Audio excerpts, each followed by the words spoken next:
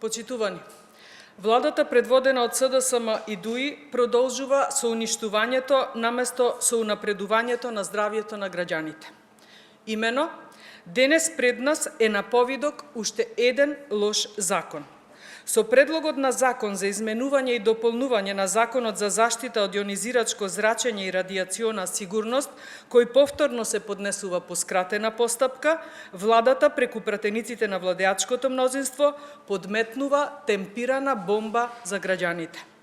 Конкретно, измените на законот се состојат од префрлање на надлежноста од Дирекцијата за јонизирачко зрачење на Институтот за јавно здравје само за депонии за нуклеарен отпад. Од тука, бараме некој од предлагачите да ни образложи дали Институтот за јавно здравје поседува соодветен кадар кој би работел на оваа проблематика, соодветна апаратура за мерење на зрачењето, односно емисиите од тие депонии и контаминацијата на почвата, и зошто се префрлаат ингеренциите од дирекцијата каде постои ваков компетентен кадар. Се поставува и прашањето зошто, ако веќе законски е забранет увоз на радиоактивен отпад, на сред лето се предлагаат вакви измени. Овде мора да има некоја замка, во спротивно би се одело на широка дебата, на редовна постапка и на консултација и информација на целата македонска и експертска јавност. Не е прв пат власта да подметнува вакви сомнителни законски решенија и затоа, загрижени за јавното здравје кое е загарантирано со Устав, бараме или повлекување на овој предлог по скратена постапка, или нема лесно да дозволиме да помине ова сомнително законско решение. Ви благодарам, дали имате прашање. Сомнителен е чинот. Повторно повикувањето на скратена постапка, значи на сред лето, тоа значи апсолутно да се избегне широка јавност, експерти се избегнуваат доколку би имало редовна постапка, зашто да не се организира и една јавна расправа каде што би се вклучиле експертите и заинтересираната македонска јавност и конкретно како што напоменав, ако веќе законски имаме забрана на увоз на ваков радиоактивен материјал, зошто овде тогаш работиме на оваа проблематика и префрламе ингеренции. Повторно формираме некоја си агенција која што ќе има надзорна улога, а експертите од една страна се избегнуваат и се даваат надлежности на Институтот за јавно здравје. Секако дека е сомнително, дај Боже да нашите сомнежи не се оправдани, но еве бараме некој да ни објасни ова, ако не за нас, барем заради македонската јавност, бидејќи сведоци сме дека особено кога се работи за закони од областа на здравство, дури и во време на ковидот, кога можеби има оправдување да ги носат по скратена, по брза, по итна постапка, сега апсолутно не гледаме зошто вака се однесуваат по ова прашање, едноставно бараме образложение. Сомнежот исто така зашто 5 пратеници од владеачкото мнозинство ги предлагаат овие измени, зашто не би дошле од министерот за здравство па да седне да ни образложи кои му се намерите.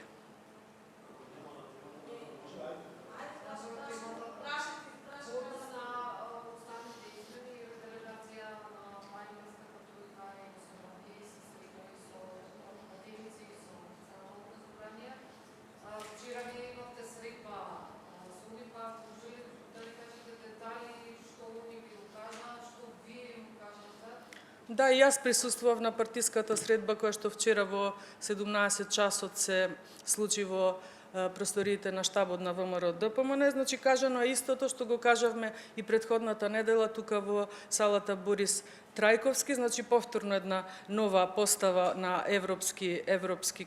комисари би рекла, ставот наш на сите го кажуваме како на отворени, така и на затворени средби, нема да го промениме. Од нивна страна се кажува дека сега е последниот момент, фатете го бранот, последниот воз и така натаму. Ние повторуваме дека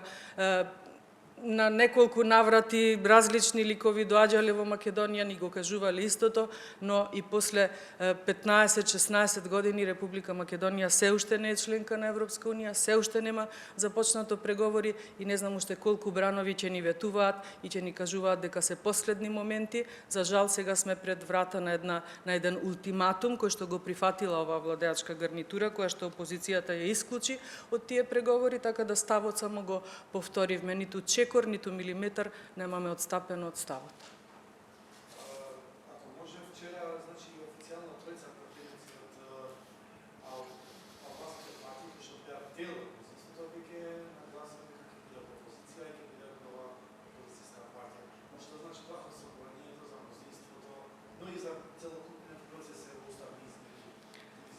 Па јас колку што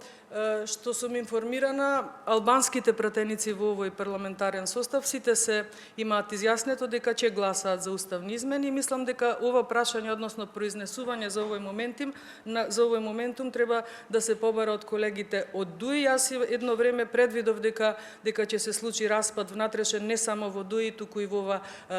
селотеп владеачко мнозинство, кое што ете гледате внатре има проблеми, меѓусебно си се лажат, си подметнуваат некакви си одлуки на седници на влада, несериозно однесување, а во однос на уставните измени, колку и да се формираат опозицијски страни од страна на албанскиот блок, ВМРО ДПМН како коалиција со 44 пратеника сочинува повеќе од 1/3 од овој состав, така да клучниот моментум го имаме ние нема да гласаме за уставни измени.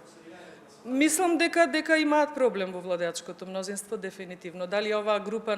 на колегата Изет Меджити ќе се прошири, дали ќе останат на тројца, дали ќе формираат некоја си нова парламентарна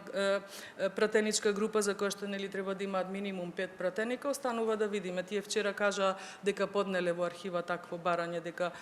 се отцепуваат од пратеничката група на ДУИ, така да останува да ги видиме следните нивни чекори.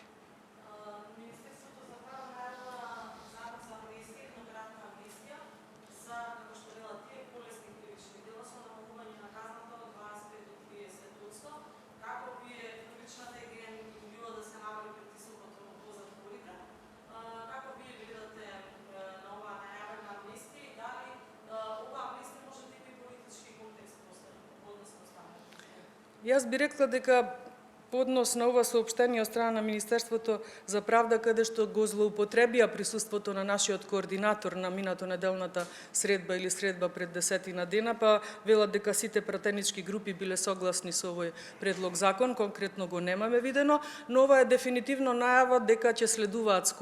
скори избори, дека власта се подготвува за ова. Сведоци бевме во минатото дека се случува ослободување на криминалци од затвори само за да имаат глас повеќе и луѓе кои што ќе лобираат за да гласаат за нив, за да се намали притисокот во затворите. Според мене треба да се намали криминалот надвор од затворите, а криминалот со оваа власт, како што сме сведоци, само се шири и зема во замав. Така да не е проблем што затворите ни се преполни, проблем е што криминалот ни цвета, и тоа почнувајќи од Илинденска број 2.